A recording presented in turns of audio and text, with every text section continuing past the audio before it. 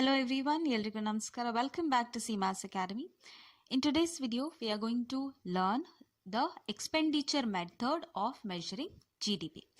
So already I have told you in the previous videos, there are three methods of calculating or measuring the GDP. So in today's video, we'll be learning about expenditure method. So this question is asked for 6 marks.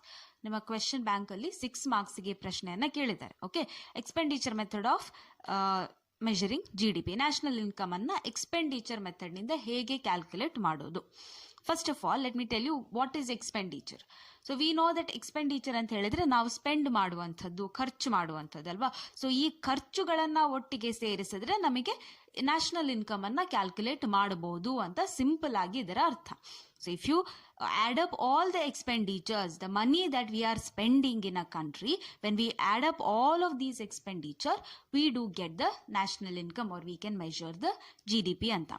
Now let us see one by one. So for your convenience, I have given you the side points here. We shall begin with the first one. This method measures national income as a sum total of final expenditures incurred by households, business firms, government and foreigners. So ಯಾವ್ದೆಲ್ಲ final expenditures ಅನ್ನ ನಾವು consider ಮಾಡ್ತೇವೆ? Households ಅಂದ್ರೆ private ಇಂಡಿವಿಜುವಲ್ಸ್ಗಳು, ನಾವು ನೀವುಗಳು spend ಮಾಡುವಂತ ಹಣವನ್ನ ಕನ್ಸಿಡರ್ ಮಾಡ್ತೇವೆ. ಅದೇ ರೀತಿ ಬಿಸ್ನೆಸ್ ಬಿಸ್ನೆಸ್ಗಳು ಎಷ್ಟು ಸ್ಪೆಂಡ್ ಮಾಡ್ತೇವೆ ಅದನ್ನ ಕೂಡ ಇನ್ಕ್ಲೂಡ್ ಮಾಡ್ತೇವೆ. ಅದೇ ರೀತಿ ಗವರ್ಮೆಂಟ್ ಎಕ್ಸ್ಪೆಂಡಿಚರ್ ಕೂಡ ಇಲ್ಲಿ ಕನ್ಸಿಡರ್ ಆಗುತ್ತೆ. ಸಿಮಿಲರ್ಲಿ ಫಾರಿನರ್ಸ್, ಓಕೆ, ಅಂದ್ರೆ ಫಾರಿನ್ ಇಂದ ಬರುವಂತ ಇನ್ಕಮ್ ಅನ್ನ ಕೂಡ ನಾವು ಕನ್ಸಿಡರ್ ಮಾಡ್ತೇವೆ. So all of this comes under the expenditure method. ನಾವು ಟೋಟಲ್ ಫೈನಲ್ ಎಕ್ಸ್ಪೆಂಡಿಚರ್, ಈ ಎಕ್ಸ್ಪೆಂಡಿಚರ್ ಮೆಥಡ್ ಇಂದ ನಮಗೆ ಏನು ಟೋಟಲ್ ಫೈನಲ್ ಆಗಿ ಎಕ್ಸ್ಪೆಂಡಿಚರ್ ಬರುತ್ತೋ that is also equal to what? GDPMP. ನಾವು ವಾಟ್ ಇಸ್ GDPMP? GDPMP ಅಂತ ಹೇಳಿದ್ರೆ gross domestic product at market price. So you should remember total final expenditure is equal to what? GDP, gross domestic product at the market price. All right. Now what is the another name for expenditure method? ಈ expenditure method ಅನ್ನ ನಾವು income disposal method ಅಂತಾನು ಕರಿತೇವೆ. Okay, so we call it as income disposal. Income disposal ಅಂತ ಹೇಳಿದ್ರೆ ನಮಗೆ ಬಂದಿರುವಂತಹ income, ಆದಾಯವನ್ನ ನಾವು ಹೇಗೆ ಖರ್ಚು ಮಾಡ್ತೇವೆ, ಹೇಗೆ ಸ್ಪೆಂಡ್ ಮಾಡ್ತೇವೆ. ಓಕೆ, ಡಿಸ್ಪೋಸಲ್ ಅಂತ ಹೇಳಿದ್ರೆ ಅದೇ ಹೇಗೆ ಸ್ಪೆಂಡ್ ಮಾಡ್ತೇವೆ ಅಂತ. So we also call it as income disposal method. Simple meaning is income disposal ಅಂತ ಹೇಳಿದ್ರೆ ಎಕ್ಸ್ಪೆಂಡಿಚರ್ ಅಂತಾನೆ ಅರ್ಥ. Okay, then the name is income disposal method.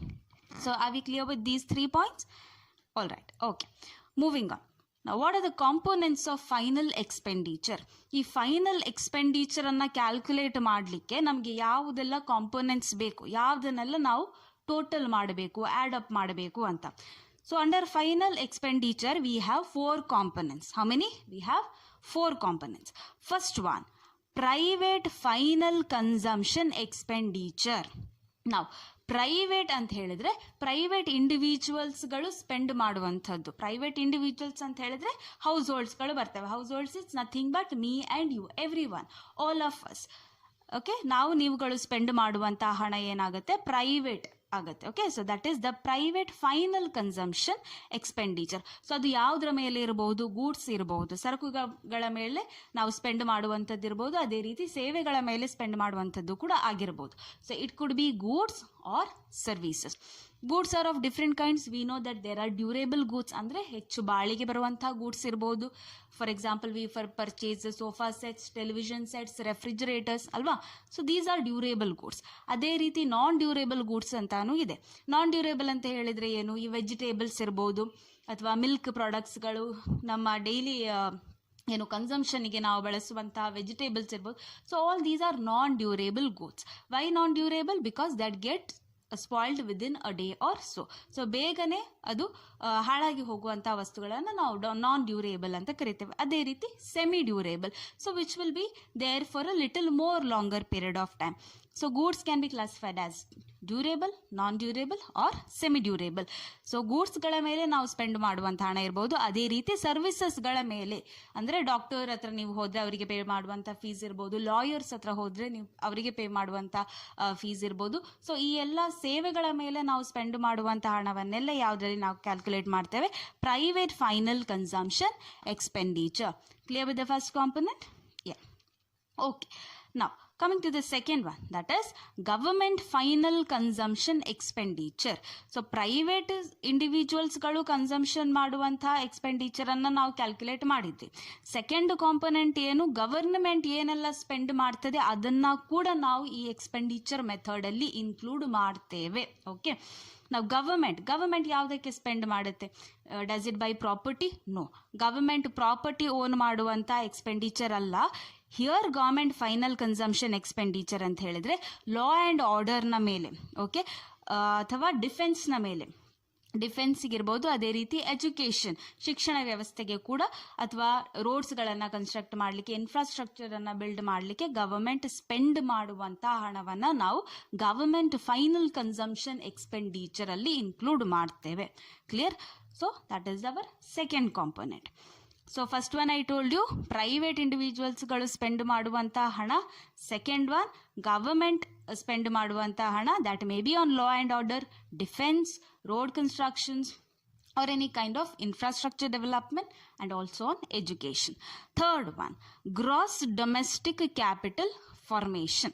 Now gross domestic capital formation ಅಂತ ಹೇಳಿದ್ರೆ this is nothing but basically the investments that we make. Investments, okay, ಎಲ್ಲಿ ಎಲ್ಲ ಹೂಡಿಕೆಗಳಾಗ್ತಾ ಇವೆ ಅದನ್ನ ಕೂಡ ನಾವು ಎಕ್ಸ್ಪೆಂಡಿಚರ್ ಮೆಥಡ್ ಅಲ್ಲಿ ಕನ್ಸಿಡರ್ ಮಾಡ್ತೇವೆ. Here if you see there are 2 categories. Okay, so gross domestic capital formation ಅಲ್ಲಿ first one is gross fixed capital formation. Fixed capital ಅಂತ ಹೇಳಿದ್ರೆ ಫಿಕ್ಸ್ಡ್ ಅಸೆಟ್ ನ ಮೇಲೆ ನಾವು ಇನ್ವೆಸ್ಟ್ ಮಾಡುವಂಥದ್ದು. ಫಿಕ್ಸ್ಡ್ ಅಸೆಟ್ ಅಂತ ಹೇಳಿದ್ರೆ ಏನು? We know that fixed asset refers to which one?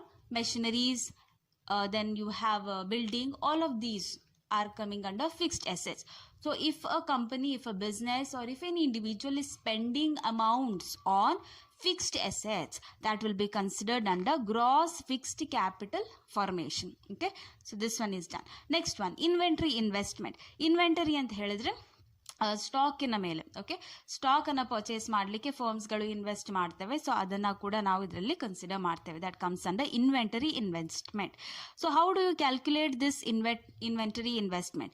Difference between closing stock and opening stock.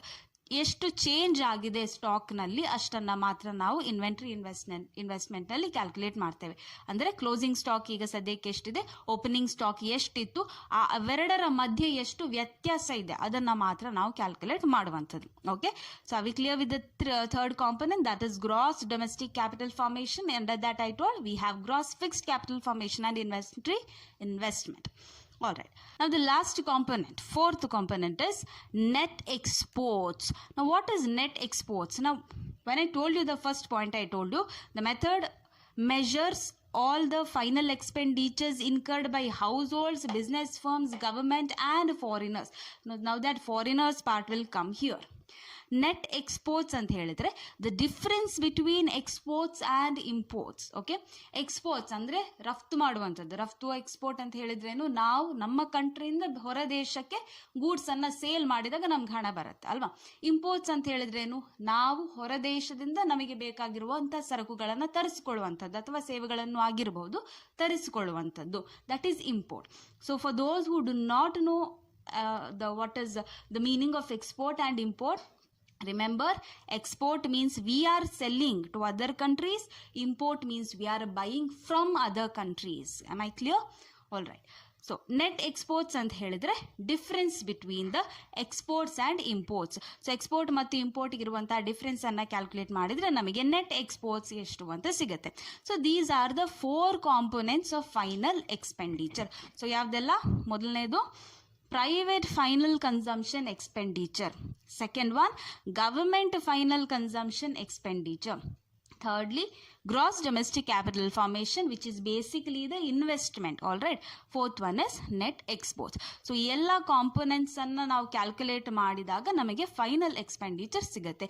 So this is how we calculate the expenditure method of measuring GDP. Okay.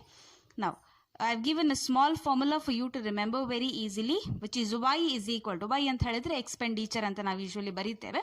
So expenditure is equal to C is equal to private final consumption, okay, plus G is nothing but your government final consumption.